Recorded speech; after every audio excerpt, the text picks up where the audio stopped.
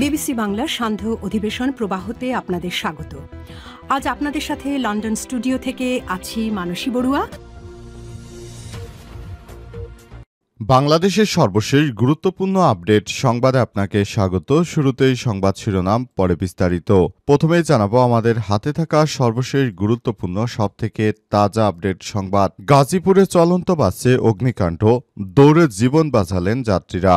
গাজীপুর ঢাকা ময়মনসিংহ মহাসড়কে মহানগরের হারিকেন এলাকায় একটি চলন্ত বাসে হঠাৎ করে অগ্নিকাণ্ডের ঘটনা ঘটেছে।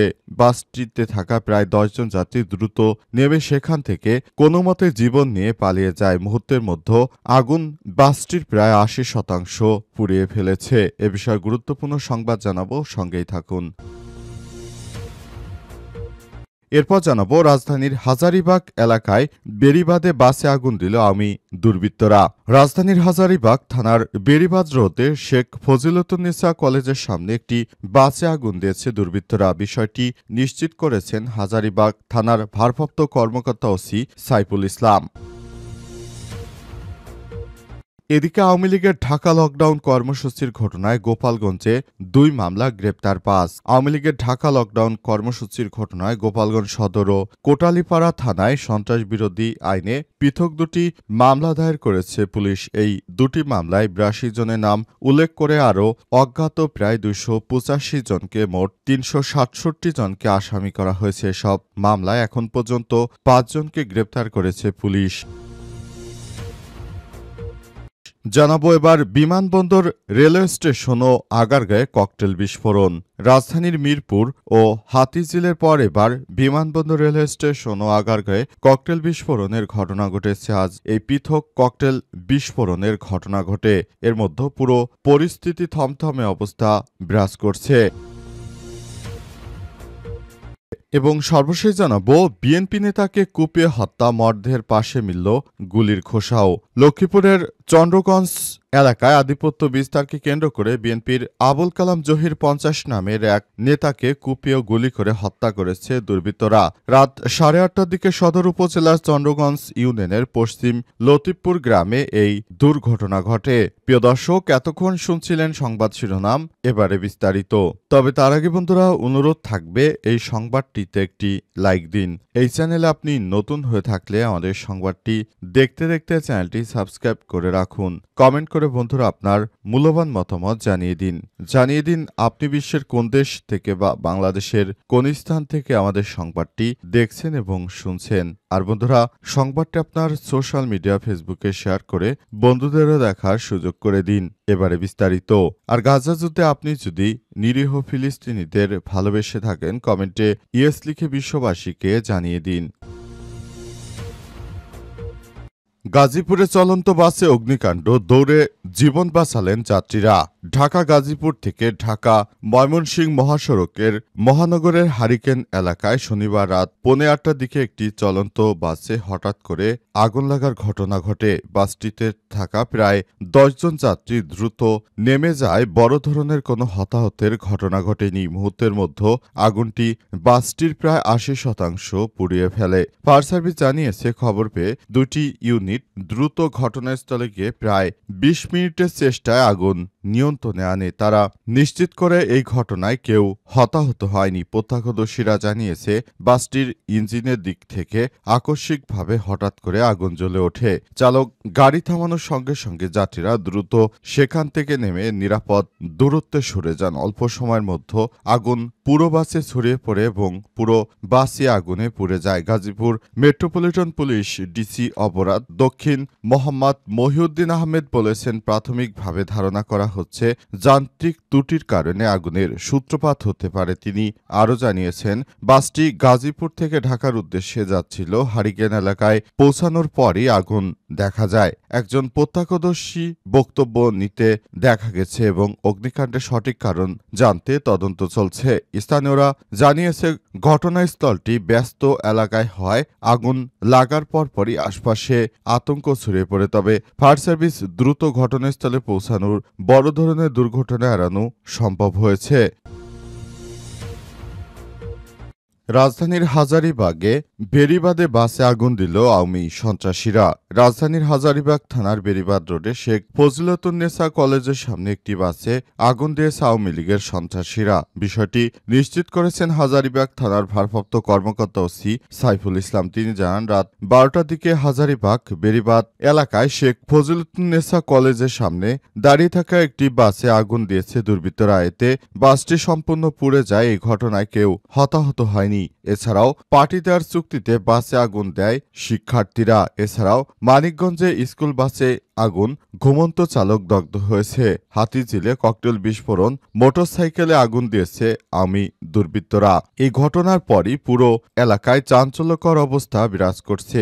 আওয়ামী লীগের নেতৃত্ববৃন্দরা সারা দেশ জুড়ে এবার যে ধরনের কর্মকাণ্ড শুরু করেছে, এতে করে সাধারণ মানুষের মধ্যে বড় ধরনের আতঙ্ক সৃষ্টি হয়েছে।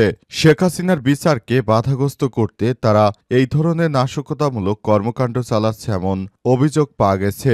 এই ঘটনার পরই পুরো এলাকায় থমথমে অবস্থা বিরাজ করছে এবং আওয়ামী সন্ত্রাসীদেরকে আটক করার জন্য পুলিশের সদস্যরা খুঁজে ফিরছে। দুর্বৃত্ত যেই হোক না কেন, তাদেরকে যথাযথ আইনের আওতায় নিয়ে আসা হবে এবং তাদের বিরুদ্ধে কঠোর শাস্তিমূলক ব্যবস্থা গ্রহণ করা হবে। সারা দেশ জুড়ে আওয়ামী সন্ত্রাসী দুর্বৃত্তদের কোনোভাবেই ছাড় দেয়া হবে না, কারণ এই দুর্বৃত্তরা সারা দেশ জুড়ে অগ্নিকাণ্ডের যে ঘটনা ঘটাচ্ছে, সে বিষয়গুলো খুবই দুঃখজনক একটি ব্যাপার হয়ে দাঁড়িয়েছে। আগামী 17 নভেম্বর শেখ হাসিনার ফাঁসির রায় হওয়ার কথা রয়েছে। সে উপলক্ষে আওয়ামী দুর্বৃত্তরা এই অগ্নিকাণ্ডের ঘটনা ঘটাচ্ছে। আওয়ামী লীগের ঢাকা লকডাউন কর্মসূচির ঘটনায় গোপালগঞ্জে 2 মামলা গ্রেপ্তার 5। আওয়ামী লীগের ঢাকা লকডাউন কর্মসূচির ঘটনায় গোপালগঞ্জ সদর ও কোটালীপাড়া থানায় সন্ত্রাস বিরোধী আইনে 2টি পৃথক মামলা দায়ের করেছে পুলিশ। এই 2 মামলায় 82 জনের নাম উল্লেখ করে ও অজ্ঞাত আরও বেশ কয়েকজনকে আসামি করে মোট 285 জনের নামসহ মোট 367 জনকে আসামি করা হয়েছে। সব মামলা এখন পর্যন্ত 5 জনকে গ্রেপ্তার করেছে পুলিশ। শুক্রবার রাতে গোপালগঞ্জের সদর থানার উপপরিদর্শক এসআই নয়ন ও কোটালীপাড়া থানার উপপরিদর্শক এসআই সুব্রত বালা বাদী হয়ে সংশ্লিষ্ট থানায় এই মামলা দায়ের করেছেন বলে সংশ্লিষ্ট থানার অফিসার্স ইনচার্জ নিশ্চিত করেছেন। গোপালগঞ্জ সদর থানার officers in-charge OC Mohammad Shah Alam জানান, গত 13 নভেম্বর আওয়ামী লীগের ঢাকা লকডাউন কর্মসূচিকে কেন্দ্র করে গোপালগঞ্জের কয়েকটি স্থানে সন্ত্রাসী কর্মকাণ্ড পরিচালনা করে আওয়ামী লীগ ও তাদের সহযোগী সংগঠনের নেতাকর্মীরা। এসব ঘটনায় গোপালগঞ্জ 2 আসনে আওয়ামী লীগের সাবেক সংসদ শেখ ফজলুল করিম সেলিমের ছেলে শেখ নাইমকে প্রধান আসামি করে 68 জনের নাম উল্লেখ করে এবং অজ্ঞাতনামা 250 জন সহ 318 জনকে আসামি করা হয়েছে। এর মধ্যে 4 জনকে গ্রেপ্তার করা হয়েছে। পুরো দেশ জুড়ে যেন আওয়ামী লীগ কোনো ধরনের নাশকতামূলক কর্মকাণ্ড চালাতে না পারে, সেজন্য সব ধরনের প্রস্তুতি গ্রহণ করেছে পুলিশের সদস্যরা। তাই পুলিশের পক্ষ থেকে নিশ্চিত করা হয়েছে, সব আওয়ামী দুর্বৃত্তদের যে করেই হোক থামাতে হবে। তাদের হাতে বাংলাদেশ অনিরাপদ, কারণ তারা দেশের বিভিন্ন জায়গায় যেভাবে অগ্নিকাণ্ডের ঘটনা ঘটাচ্ছে, এই ঘটনা অত্যন্ত দুঃখজনক একটি ব্যাপার হয়ে দাঁড়িয়েছে। তাই এই বিষয়টি পুলিশ সদস্যরা খুবই গভীরভাবে তদন্ত করছে এবং দোষীদেরকে খুব দ্রুততম সময়ের মধ্যে আটকের সিদ্ধান্ত নিয়েছে। এবার বিমানবন্দর, রেল স্টেশন ও আগারগাঁওয়ে ককটেল বিস্ফোরণ। রাজধানীর মিরপুর ও হাতিঝিলের পর এবার বিমানবন্দর, রেল স্টেশন ও আগারগাঁওয়ে ককটেল বিস্ফোরণের ঘটনা ঘটেছে। রাতে পৃথক এই ককটেল বিস্ফোরণের ঘটনা ঘটে। এর মধ্যে শনিবার রাত 11:30টার দিকে ঢাকা বিমানবন্দর রেল স্টেশনে একটি ককটেল বিস্ফোরণের ঘটনা ঘটে। ওই সময় রেল স্টেশন অপেক্ষাকৃত যাত্রীরা আতঙ্কে ছুটাছুটি করতে শুরু করেন। এর কয়েক ঘন্টা আগে রাত 8:30টার দিকে আগারগাঁও এশীয় উন্নয়ন ব্যাংক এডিবির সামনে একটি ককটেল বিস্ফোরণের ঘটনা ঘটে। ওই সময় মোটরসাইকেলে এসে ককটেল বিস্ফোরণ ঘটিয়ে একজন দ্রুত পালিয়ে যায়। শেরেবাংলা থানার ভারপ্রাপ্ত কর্মকর্তা ওসি ইমাউল হক গণমাধ্যমকে বিষয়টি নিশ্চিত করে বলেছেন, এডিবি ভবনের সামনে সড়কে ককটেল বিস্ফোরণের ঘটনায় কেউ হতাহত হয়নি। আসামিদের আটকে ইতিমধ্যেই অভিযান শুরু হয়েছে। এর আগে শনিবার বিকেলে 1 ঘন্টা ব্যবধানে রাজধানীর আরও 2 স্থানে ককটেল বিস্ফোরণের ঘটনা ঘটায় দুর্বৃত্তদের মধ্যে। শনিবার বিকাল ৫টার দিকে মিরপুর বিআরটিএ এলাকায় একটি ককটেল বিস্ফোরণের ঘটনা ঘটে। ঢাকা মহানগর পুলিশ মিরপুর বিভাগের সহকারী কমিশনার এসি মোহাম্মদ মিজানুর রহমান জানিয়েছেন, ঘটনাস্থলে সিসি ক্যামেরা ফুটেজ বিশ্লেষণ করে দেখা হচ্ছে কে বা কারা এই ধরনের কর্মকাণ্ড ঘটিয়েছে। এই ঘটনায় প্রায় ৪০ মিনিটের মধ্যে হাতিঝিলের মধুবাগ ব্রিজের নিচে একটি ককটেল বিস্ফোরণের ঘটনা ঘটে।